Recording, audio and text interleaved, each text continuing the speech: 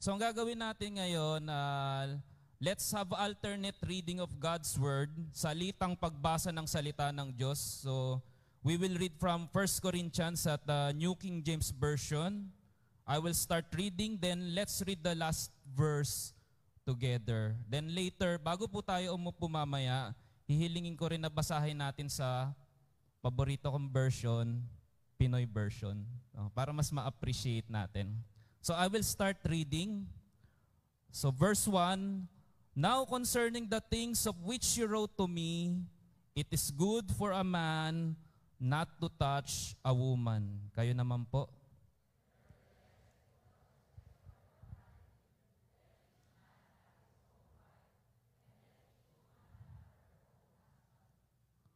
But I say to the unmarried and to the widows, it is good for them if they remain even as I am. Let's read together, 1, 2, 3. But if they cannot exercise self-control, let them marry, for it's better to marry than to burn with passion. Sige po, sa Pinoy version.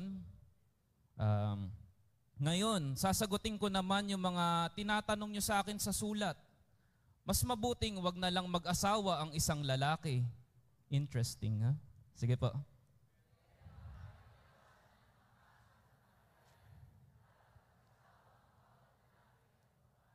Amen. Para sa mga walang asawa at sa mga byuda, mabuting gayahin nyo ko at nagstay kayo as single.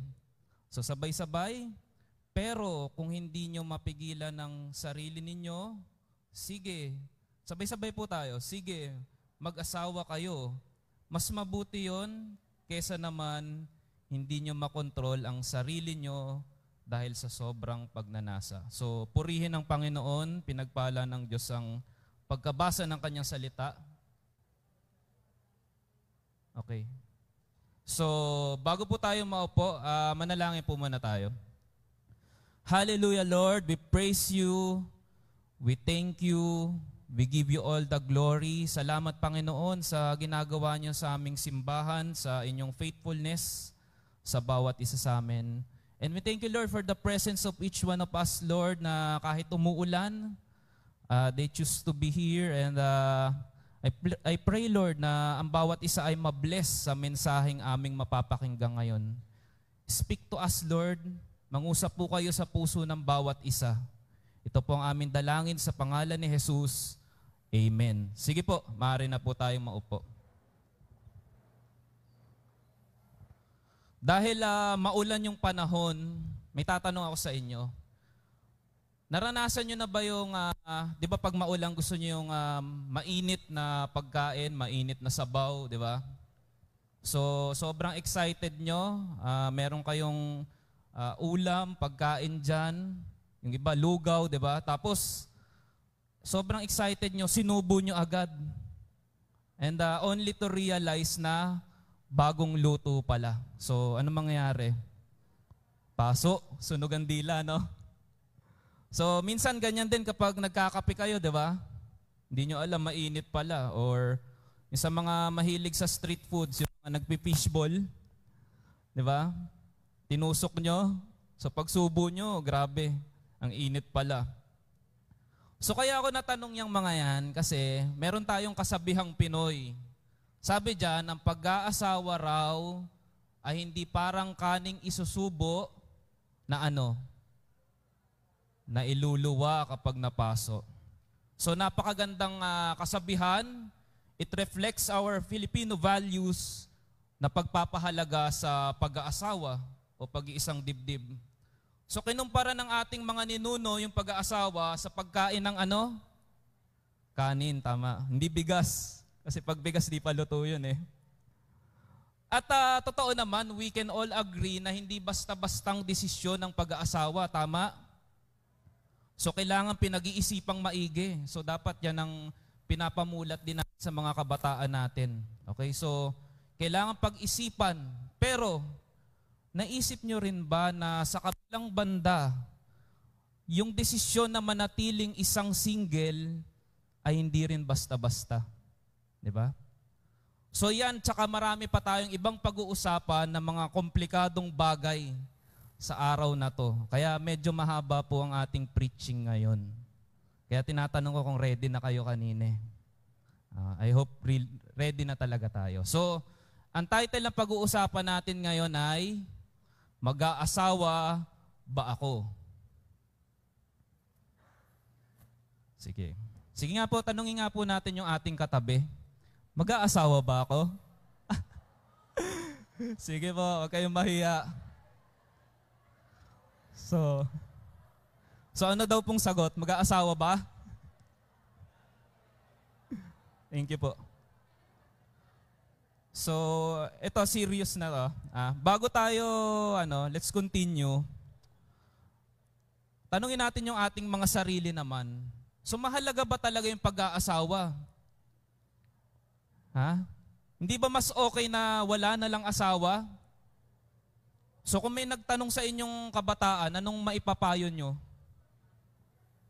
So, halimbawa, may nagsabi sa inyo na gustong-gusto ko nang mag-asawa. Ano sasabihin nyo? Sa pagpapatuloy ng ating book series sa 1 Corinthians, naka-series po tayo, pupunta na po tayo ngayon sa chapter 7. So, bibigyan ko kayo ng historical background. Same with the previous sermon. Okay, ilang beses na tayo nakarinig ng background. But this time, nakafocus tayo sa kultura ng mga tao sa Corinth. Okay, na related sa pag-aasawa. So mahalagang ma-discuss muna natin to kasi maraming pagkakataon na posible nating ma-misinterpret yung sinasabi ni Apostle Paul kung ang naiisip natin ay yung kultura natin sa panahon ngayon at saka sa lugar na to. So pakinggan natin maigi yung konteksto. Pero sa palagay ko, kahit pa nasa ibang lugar tayo, ibang panahon, so ilang libong taon na ba lumipas yan, itong chapter na to ay super applicable pa rin para sa ating lahat. Bakit? Kasi like Corinthian Church, we belong to any of these 5 categories. So may limang klase daw ng nilalang sa daigdig. So pag tinignan natin sa 1 Corinthians 7, ang una dyan, unmarried, aka single. So sa mga nasa courting stage pa lang, nanliligaw pa lang, may chance pa kayo ngayon mag-isip-isip. So pag-isipan nyo maigi kung itutuloy nyo ba talaga yan. So sigurado ka na ba? So yung may mga katabing single, tanungin nga natin, sigurado ka na ba? Tanungin mo lang, huwag mong kilitiin. Okay, number 2, married. May asawa. So walang problema yan kung parehas kayong Christian. Pero paano yung kung yung isa ay non-Christian? So ano bang dapat nating gawin? So ano sa tingin nyo? Anong gagawin natin? Number 3, widow o widower, byudo o byuda. So sa mga dating may asawa, based sa inyong naging experience, naisipan nyo pa bang mag-asawa ulit? So, naalala ko nung bata po ako, meron akong napapakinggan drama palagi sa radyo. Siyempre nakikinig doon yung parents ko na dadamay lang ako. So, ang title nun ay, Ang Tangi Kong Pag-ibig. Titong-tito yung datingan eh. No? Tapos sa dulo nun, may tutugtog, It's not how long we held each other's hand. What matter is how well we love each other. So alam nyo ba yung nagiging ending palagi nun? Alam nyo kung ano? Namamatay lagi yung isa. Oo, ganun talaga yung ending nun, no? Pero yung naiwan, ito yung interesting part doon. Hindi na sila nag-aasawa. Laging ganun yung takbo ng story. Kung baga may mga letter sender, tapos kinikwento nila yung kanilang naging buhay. So, ganun dati yung nakikita ko na napakawagas ng pag-ibig. Kulang na lang sambahin yung babae. So, ganun. So, bata pa ako nun, pero naiiyak ako dun. Bata pa talaga, preschool pa lang siguro. Pero ano ba ang best gawin sa mga ganyang sitwasyon? Widow o widower? So dapat bang mag-asawa o dapat hindi na lang mag-asawa? So titignan natin mamaya yung payo ni Apostol San Pablo. Number 4, separated o divorce. Nakipaghiwalay, iniwan, o yung asawa, sumakabilang bahay. Okay, very good. So anong biblical perspective natin dyan? Number 5, divorce and remarried. Nakipaghiwalay, tapos nag-asawa ulit. So meron din tayong ganyan, even na Christian community. So kilala nyo ba yung dalawang sikat na singer nung 90s? Na yung lalaki Pinoy, yung original niyang asawa ay Australian. Hindi nyo kilala? Oh, yung iba kilala. Oh, ayos. Basta, yun na yun. So, 1 Corinthians 7, sinulat yan ni Apostle Paul. Generally, speaking to this whole chapter, Corinthians talks about the decision of getting married or staying single. So kung nag-iisip kayo ngayon kung dapat ba kayong mag-asawa o hindi, yung mensaheng ito ay primarily para sa iyo. Apostle Paul, the writer of this epistle, this letter, discuss practically every possible love life scenarios. So kahit anong sitwasyon ng inyong love life, may makikita tayo dyan dito. So kaya siya interesting. Actually, sa pag-aaral ng inyong lingkod, gumawa po ako ng tabulation. Ayan. Yan yung mga scenarios. And may mga corresponding verses si Apostle Paul dun sa mga yan. So yan. So mamaya di-discuss naman natin yan. So while this chapter of Corinthians is very practical in nature, we will not limit our discussion on the practical aspect of the subject matter. Instead, we will also look into the motive behind what Apostle Paul is teaching us. We will reflect, bakit ito yung naging advice ni Paul sa ganong senaryo? Okay, titignan natin. So, Apostle Paul being filled with the Holy Spirit, according to verse 40, it says, "And I, Paul speaking, think I also have the Spirit of God." So his instruction will give us hints on what is in the heart of God for each one of us. Verse 17 says, "As the Lord has called each one, so let him walk." May pagkatawag, called. May purpose sa bawat isa, kaya may practice, walk. So hindi lang basta practice, may calling. Hindi lang about morality, hindi lang morality ang pinag-uusapan natin mga kapatid, but more important is spirituality. So we will talk about the purpose and practice. So sabi ni Dr. Paul Chu, yung aming professor, sa kanyang transcript sa pag-aaral namin ng Book of Corinthians, sabi niya doon, Corinthian church is composed of Greeks and Jewish believers. So may mga Griego at may mga Hudyo. Each of them insists their own practice of religion. So halimbawa yung mga Greeks, mga philosophers yan. So sino ba yung mga kilala niyong philosophers? Di ba sila Plato, Aristotle, yung mga yan. Mga Greeks yan. So it's part of their culture yung philosophy. Normal part ng life ng mga local Greeks din doon, katulad nung na-discuss ni Pastor Doc Lem, that they worship Aphrodite dun sa temple. So they're doing sex worship.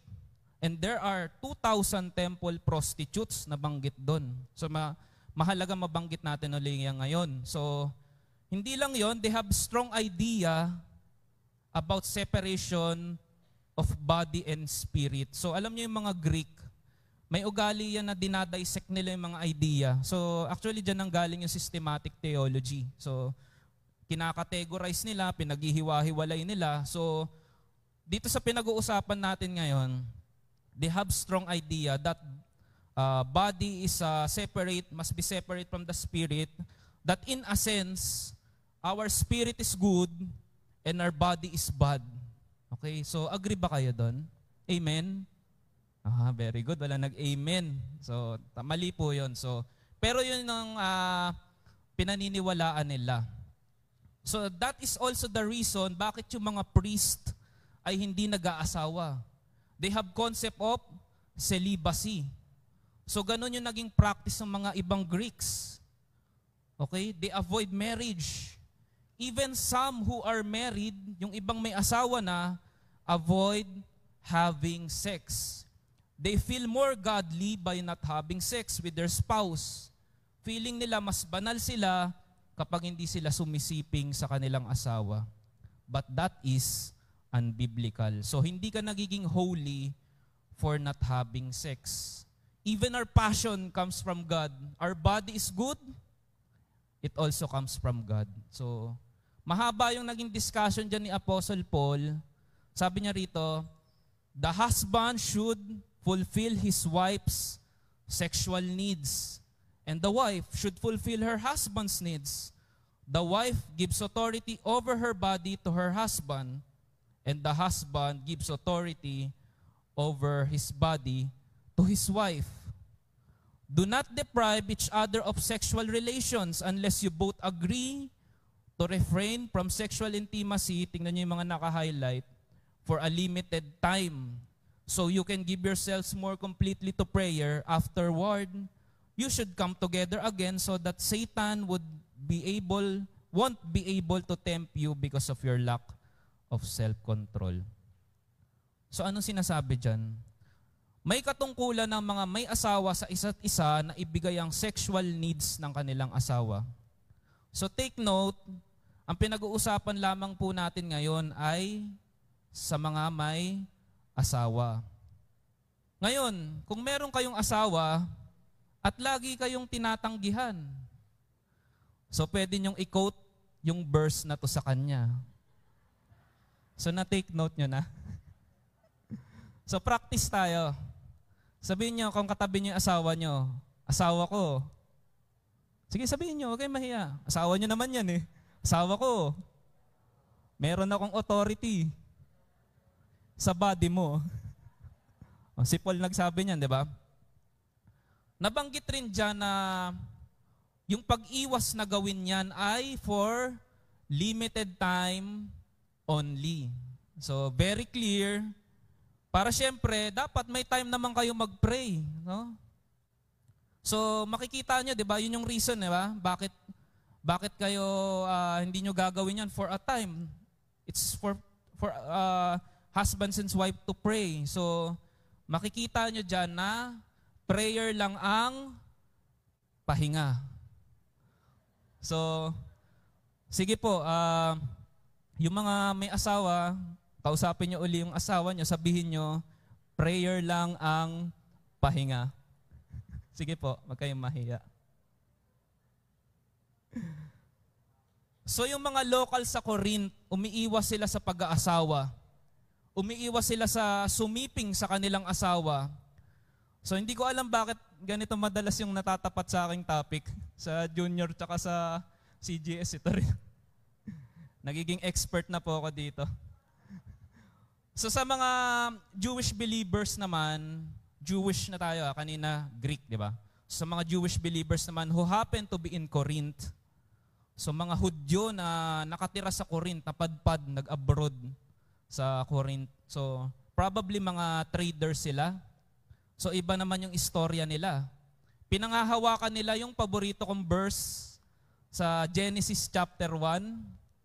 Maganda sabay-sabay nating basahin. Ito pala. Ready? 1, 2, 3. Be fruitful and multiply. Oh. Kaya mahalaga naman sa mga Jews na magkaroon ng maraming anak. So, makikita nyo may pagkakaiba ng paniniwala. Mga Corinthian locals, ayaw nang tumabi sa asawa. Yung mga Jews naman, gusto maraming anak. So, ano bang tama? So, imagine ninyo, isipin ninyo na yung mga tao na yan, magkakasama sa isang local church. O, di ba ang gulo? So, pero lahat to Christians. Lahat ito believers. Pero iba sila ng pagkakaunawa sa kung ano yung tama. So hindi pa diyan nagtatapos yan, yung kanilang kaguluhan. First part pa lang yan.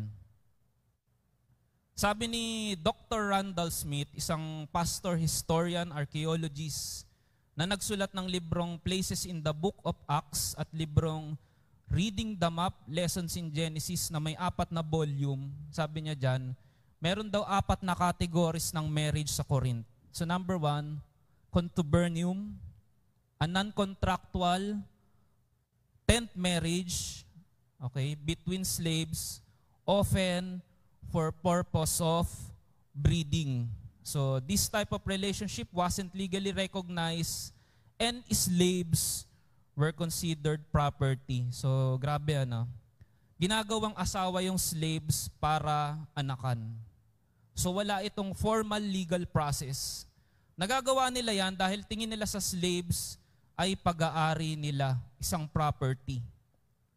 Number 2, uses.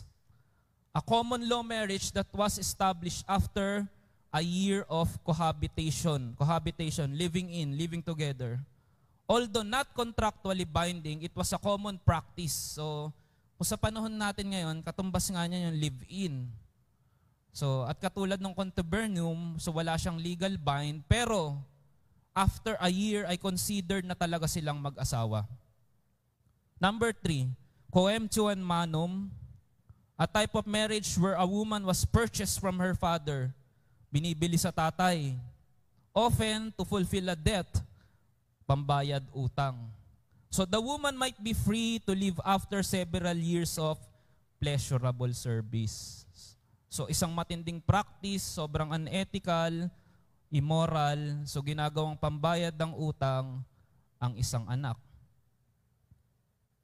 Confarreatio, a contractual public ceremony that was similar to modern-day weddings, katulad nung ginagawa natin sa kasal ngayon. Actually, kamukhang-kamukha yan nung paano tayo magkasal ngayon. Pati yung mga ceremony, yung wedding ring, yung veil, everything. So this type of marriage was recognized by the law and involved certain rights and responsibilities. So ito lang yung kung totoosin, yung totoong marriage. So ito lang yung recognized ng law from the start. May mga karapatan at merong mutual responsibility. So ba't ba natin na diniscuss yung mga yan? Dapat by now, na-imagine natin na maraming conflicting beliefs at maraming practices na non-Christian, ungodly, ang ma-observe natin sa Corinthian community. That may directly or indirectly influence the Corinthian believers. So yung mga Corinthian believers, litong-lito na sila, hindi nila alam kung anong tama at mali, kaya nagtatanong sila kay Apostle Paul. Pero makikita natin how Paul with his wisdom from the Lord resolved these issues. Very smooth ang mga naging response ni Apostle Paul. So ibang klase kapag si Lord yung nagbigay ng wisdom. So kahit mahirap na situation, kahit complicated, magulong situation, merong solusyon. Pipicturean daw ako. 2x2. Joke lang. So, Apostle Paul wrote 1 Corinthians to answer some of the questions that were sent to him. Sabi niya, yan, now concerning the things of which you wrote to me. Okay, so yung letter na yan, kagaya na nabanggit ko, ay response niya sa mga tanong sa kanya. So, sa pag-aaral natin ngayong umaga, sasagutin natin yung 3 katanungan. Yun yung inyong mga nasa outline. So, number 1, when should someone get married? Kailangan ko ba talagang mag-asawa? Ha? Pwede bang single na lang ako for life as far as Christian faith is concerned? Or pwede ring tanong, paano yan? Di na ako makatiis. Okay, number 2, when should someone stay single? Gusto ko sana single na lang ako. Mas okay ba na maging single na lang? So as Christian, may advantage ba yung pagiging single? At ito yung sa pangatlo, sa mga may asawa. Paano yan may asawa na ako? So, madaling sagutin yan for most of us, pero paano nga kung halimbawa ganito, parehas kayong non-Christian no nag-asawa kayo, and later on nakakilala ka, pero siya hindi pa siya tumanggap kay Lord. So anong gagawin niyo sa situation na yun? Okay? O pwede rin pasaway kasi ako dati. Alam ko na dapat ang maging asawa ko ay believer. Pero hindi ko sinunod si Lord. As na-realize mo ngayon, anong gagawin mo? Okay, let's go to first part. When should someone get married? So, bakit kailangan kong mag-asawa, kuya? So, ano pa ba yung mga ibang bagay na kailangan nating i-consider? So, number 1, this topic is primarily for single only, not for single also. So, bagay na bagay ito sa ating mga youth, sa mga youth ngayon. Praise God. So, ito yung ibig sabihin dyan. Sabi sa Genesis chapter 2, therefore a man shall leave his father and mother and be joined to his wife, and they shall become one flesh. One flesh. There's a special union between a man and woman. They will become one flesh. This verse clearly showing us or implying to us the monogamous nature of marriage. So, that is God's design na dapat isa lang ang asawa. Of course, this part of discussion, para nga lang to sa mga single na nag-iisip mag-asawa. So, hindi ito para sa may mga asawa na. So, kaya yung may mga asawa na, kalma lang tayo. Wag nating i-mention na liligawan kita pag namatay na yung misis ko. So, nakakakilabot po yun, kahit joke lang po yun. Kasi kung gusto niyo ng maraming asawa, nasa maling relihiyon kayo. So, dapat doon kayo sa peking kulto, yung pwedeng maraming asawa. So, number 2. Kaya lang, mali ako na napindot Okay. Get married to avoid sinning. So, sabi rito, now concerning the things of which you wrote to me, it is good for man not to touch a woman. Nevertheless, because of sexual immorality, let each man have his own wife, and let each woman have her own husband. Some few thoughts here.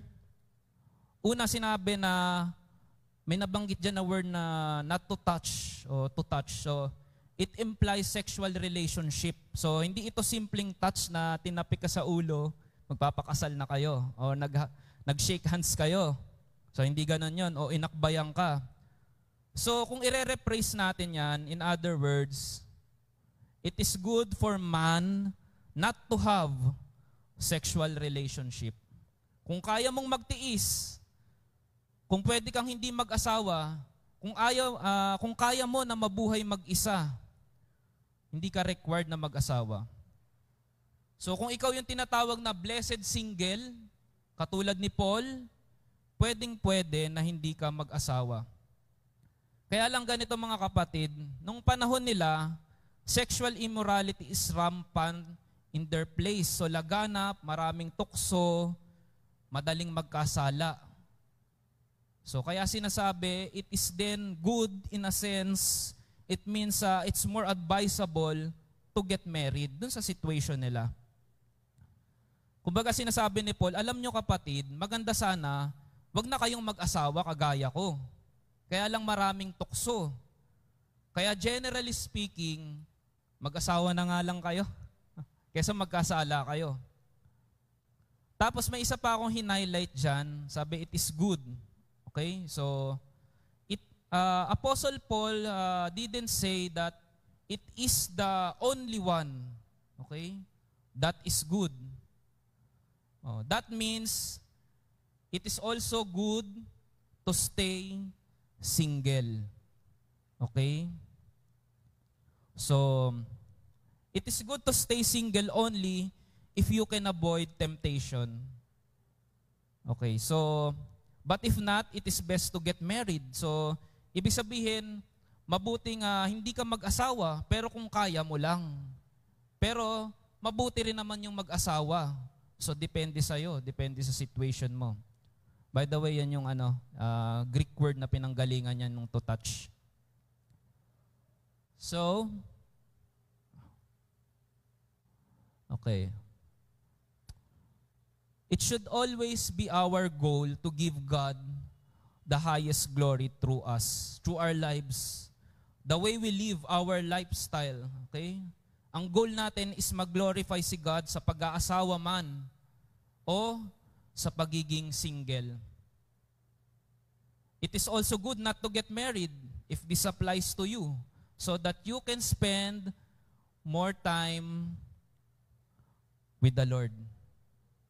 But if you think that it's easy for you to get tempted, madali kang matukso, then you should get married to avoid temptation. So, sabi ni Paul,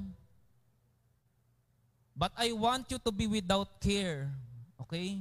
Ayaw ko na marami kayong inaalala. So, para to sa may mga asawa. Problema pang gasto sa araw-araw. Actually, kausap niya rito mga singles pala na sinasabi niya na kaya ayaw niya mag-asawa kayo kasi ayaw kong marami kayong inaalala na poproblemahin niyo yung ganyan, panggastos, mga isipin sa pagpapalaki ng anak na malakas kumain, problema kapag may nagkasakit, budget sa pag-aaral, tsaka kung ano-ano pa. So sabi niya dyan, he who is unmarried cares for the things of the Lord, how he may please the Lord. So, pag wala daw asawa, ang iisipin mo lang, si Lord. Wala kang ibang problema. So, naalala ko po, one time, kausap ko yung aking panganay, ayun, nakaupo doon. So, ayaw niya raw mag-asawa. Okay? So, tinanong ko siya, bakit? Kasi daw po, ang hirap magpalaki ng anak. Ewan ko ba niya naisip yun. Wala akong kinalaman doon. But he who is married cares about the things of the world, how he may please his wife. Pero kapag may asawa, marami kang alalahanin at isipin mo pa, okay, makinig kayong maigi, iisipin mo pa maigi kung paano mo paliligayahin ang asawa mo. So, mahirap ba? So, there is a difference between a wife and a virgin. Magkaiba raw ang buhay ng may asawa at saka walang asawa. So, yun yung sinasabi dyan. The unmarried woman cares about the things of the Lord that she may be holy both in body and spirit. So, pag walang asawa, puro kabanalan lang ang iniisip. Siyempre, para to sa mga legit na Christian. Okay? But she who is married cares about the things of the world, how she may please her husband. Pero pag may asawa, concern mo rin yung asawa mo. Hindi ka makapokus kay Lord. So far, dapat nakita na natin yung mga advantage and disadvantages. So meron akong tabulation ulit dito. So depende sa status mo. Status daw ang pronunciation, sabi ng misis ko. Status. So kung married ka, ano yung mga advantage? Mas madaling umiwas sa tukso. Nasusunod mo yung Genesis 1:28, be fruitful and multiply, praise God.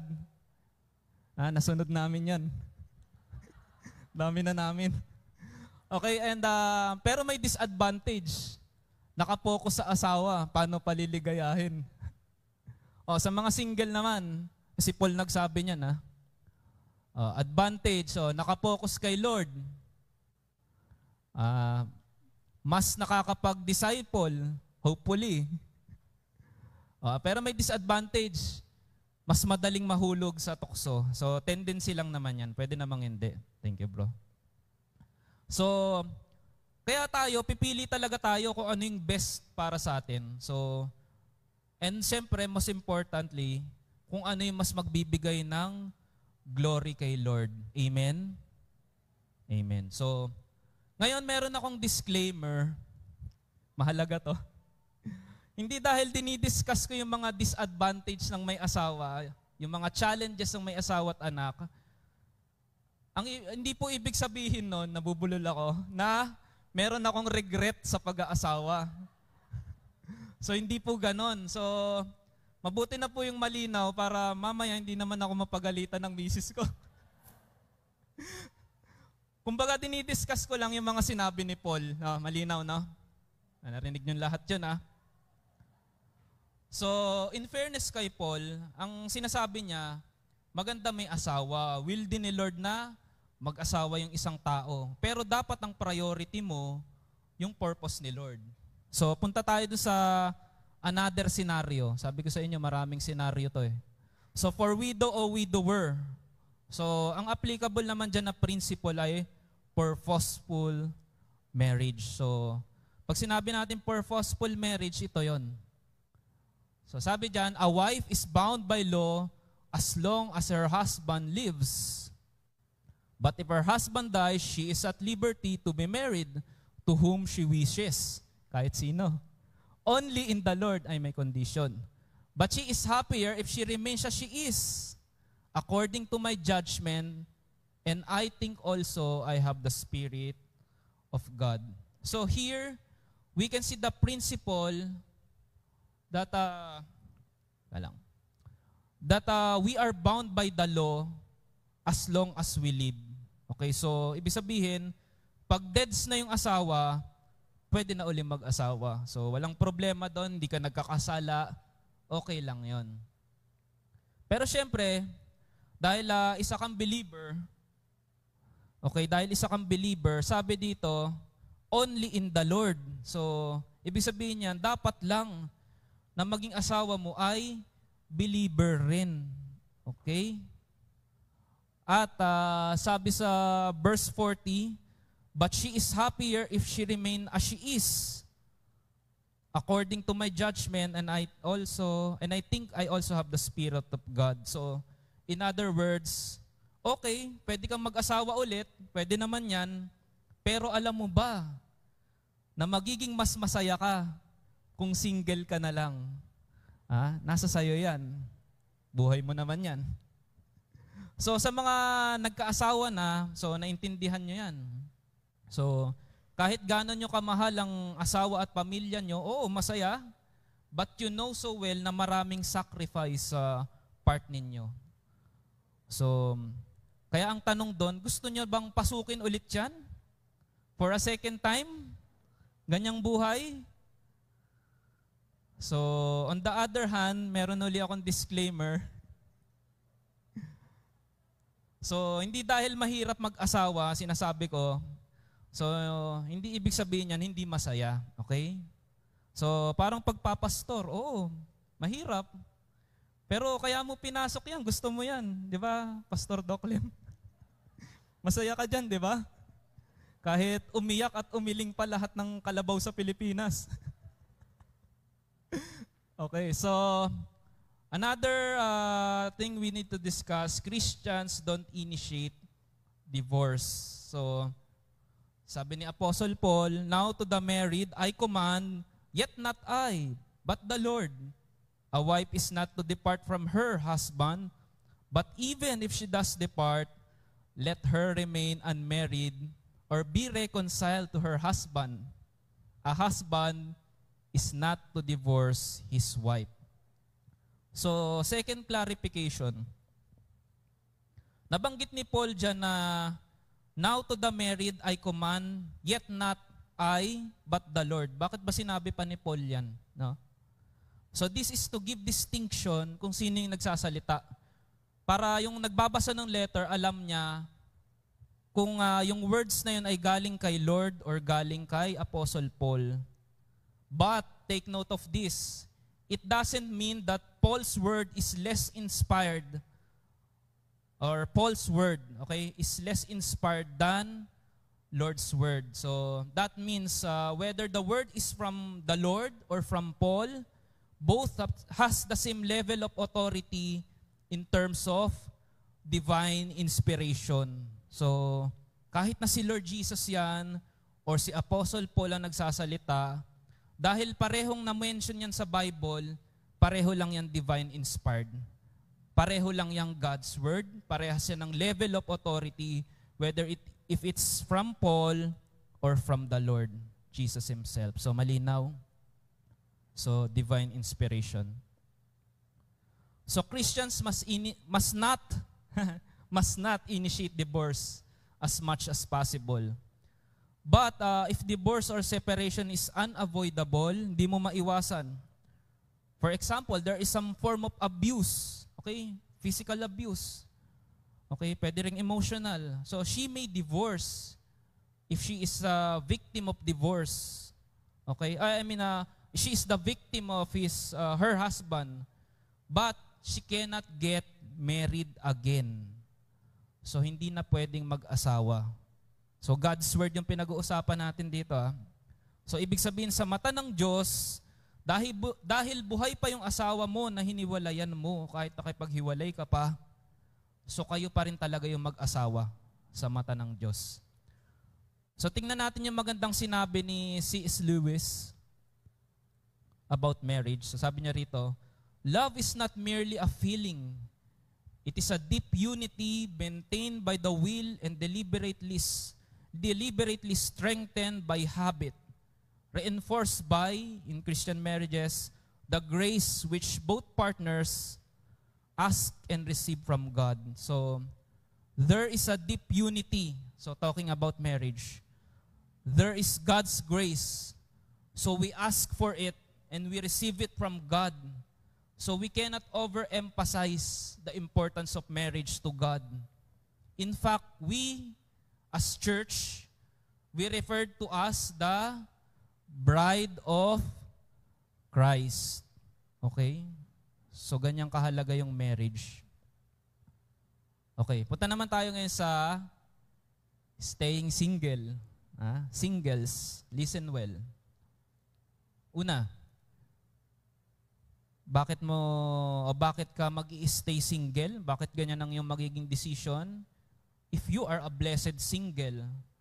So sabi ni John Piper tungkol sa blessed singleness, God promises spectacular blessings to those of you who remain single in Christ. And He gives you an extraordinary calling for your life. Grabe, no? Sa mga single. So, sabi naman ni Apostle Paul sa verse 7, for I, Paul, wish that all men were even as I myself, but each one has his own gift from God. So, one is in this manner, another in that. So, ibig sabihin, naka-highlight yung gift from God, it is a spiritual gift. So, dapat gift mo yung pagiging single. So, katulad ni Paul. So, makikita natin dito pa lang na hindi ito para sa lahat. So, mapalad yung mga ganitong may gifts kasi they can focus on serving God. So, dedicated yung time nila kay Lord. So, praise God sa buhay po ng mga blessed single po na kapatiran natin.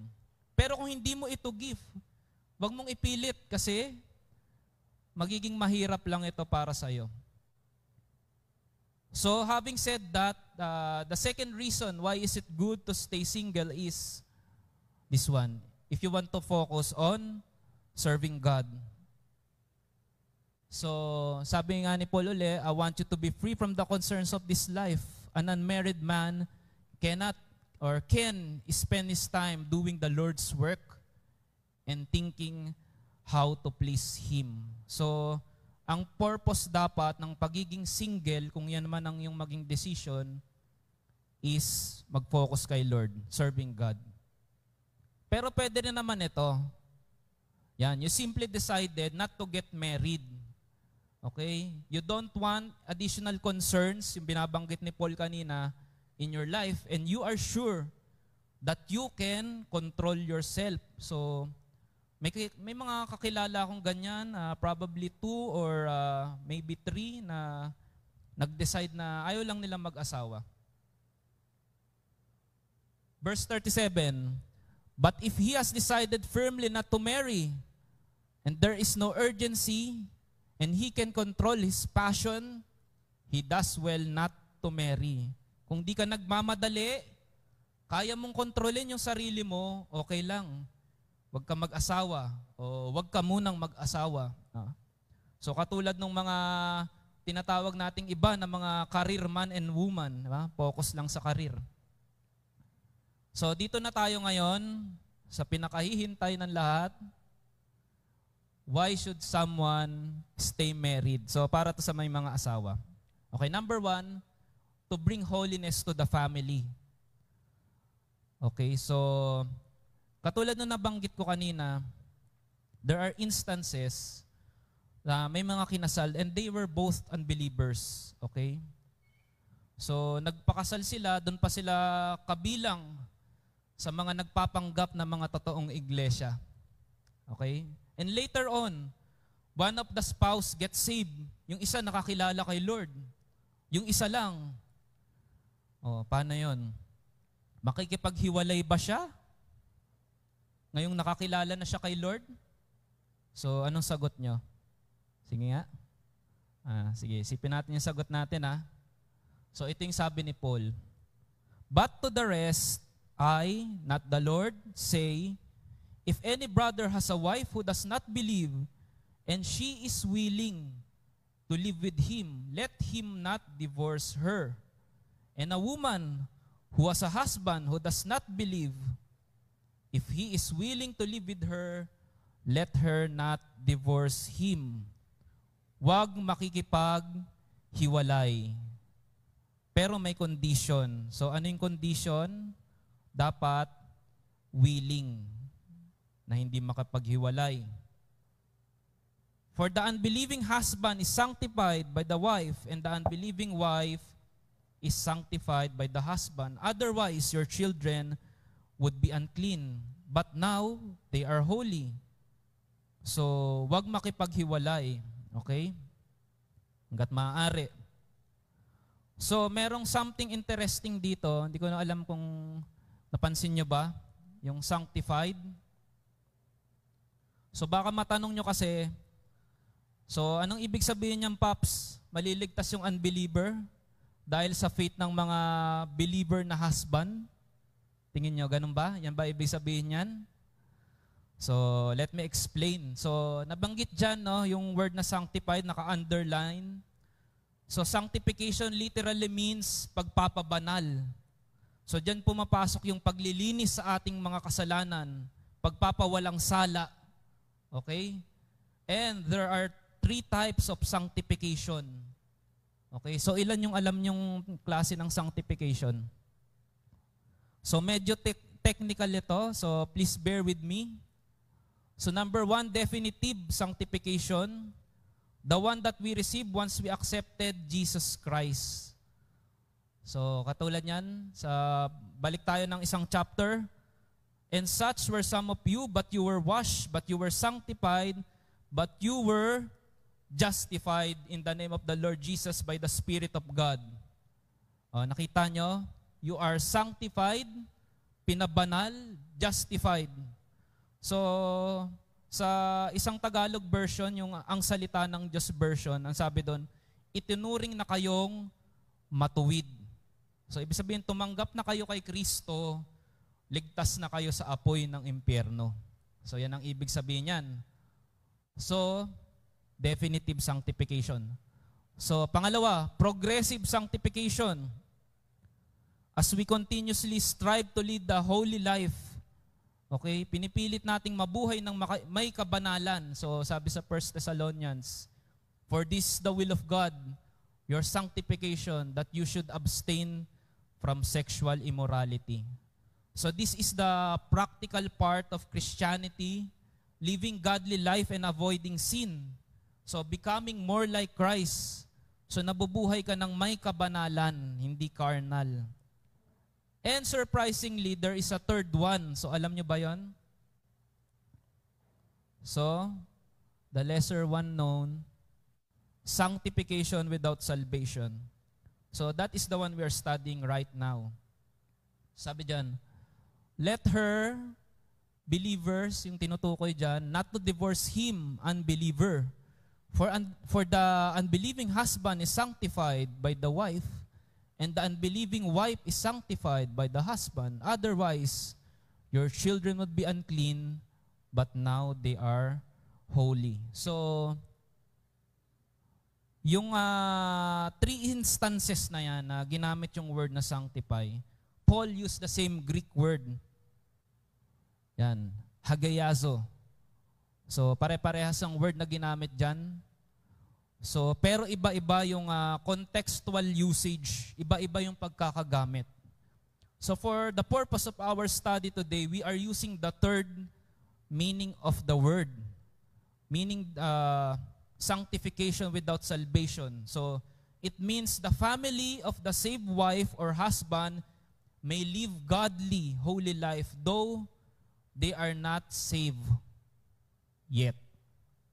Of course, we are not removing yung possibility that he or she may be used by God to bring salvation to the family. But the point is, through the godly influence of the believing spouse, the family will live a holy life. So sabi sa verse 16, don't you wives realize that your husband might be saved because of you? And don't you husbands realize that your wives might be saved because of you? So ang word is might be saved, baka or maaaring maligtas. So hindi sinasabing save, hindi definite, possibility lang. So possible na ikaw believer ang magamit ni Lord para makakilala yung asawa mo. Okay? Pero clarification again, this is not an excuse to do a bungee ligaw. Okay? Mga kabataan. So, yung iba kasi, iba na mag-isip. Aanhin mo raw ang Christian kung ayaw naman sa'yo. So, mali po yan Joke lang yan. So, ang isang unbeliever, kahit gaano pa po yan kabait, unbeliever pa rin po yan. So, why should someone stay married? To bring holiness to the family. And number 2, to find God's purpose in your situation. You see, kahit anong situation nyo pa ngayon, your life may seem perfect. That's good. Praise God. Or, maybe, sometimes you may feel trapped in your situation. So, now you know that God has purpose why you are in that situation. Kumbaga, kahit anong sitwasyon ng buhay natin, hindi lang sa pag-aasawa. Okay? So, kailangan tanungin natin yung sarili natin, bakit kaya ako nandito sa situation na to? Ano kaya yung purpose ni Lord para sa akin dito? Paano kaya akong gagamitin ni Lord sa kinalalagyan ko ngayon? So, kahit nasang situation ka pa ng buhay mo, may purpose si Lord sa buhay mo. So, punta na tayo sa number 3. Merong rule of thumb si Paul. Okay? Remain as you are or remain where you are. But we must take note, Paul is not referring to remain in sin, but remain where God will be glorified the most in our situation. So ito yung mga example niyan, verses 18, 24, and 27. Was anyone called while circumcised? So tinutukoy dyan yung mga Hudyo, mga Jews. Let him not become uncircumcised. So was anyone called while uncircumcised? So yung mga hentil naman, Gentiles, Romans, Greeks, Corinthians, locals. So let him not be circumcised. So brethren, let each one remain with God in that state in which he was called you. Are you bound to a wife?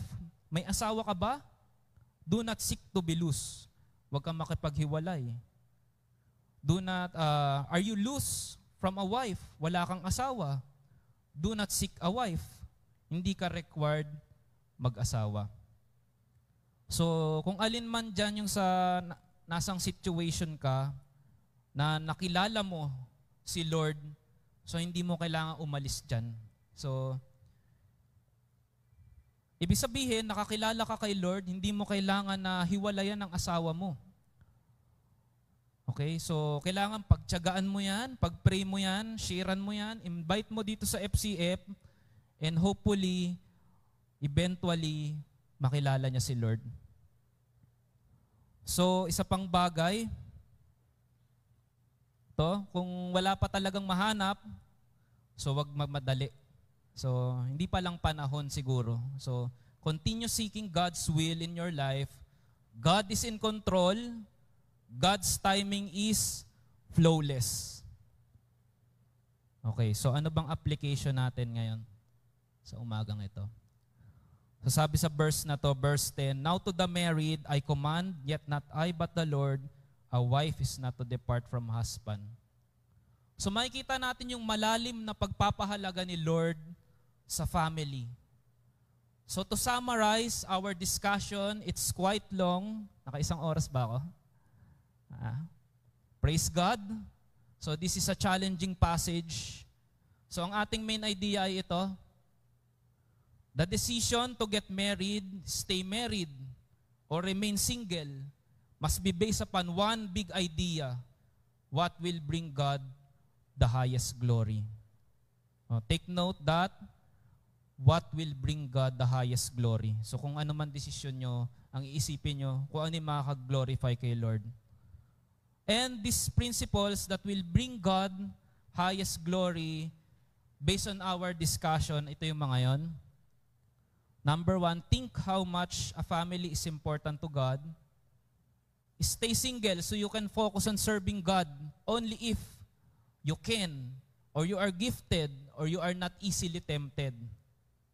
Kung hindi ka pasok sa number 2, dito ka sa number 3. Get married to avoid temptation. Number 4, separated and divorced must not get married again in God's perspective. Okay? Number 5, widow or widower are allowed to marry again but not advisable. Mas masaya daw kapag single.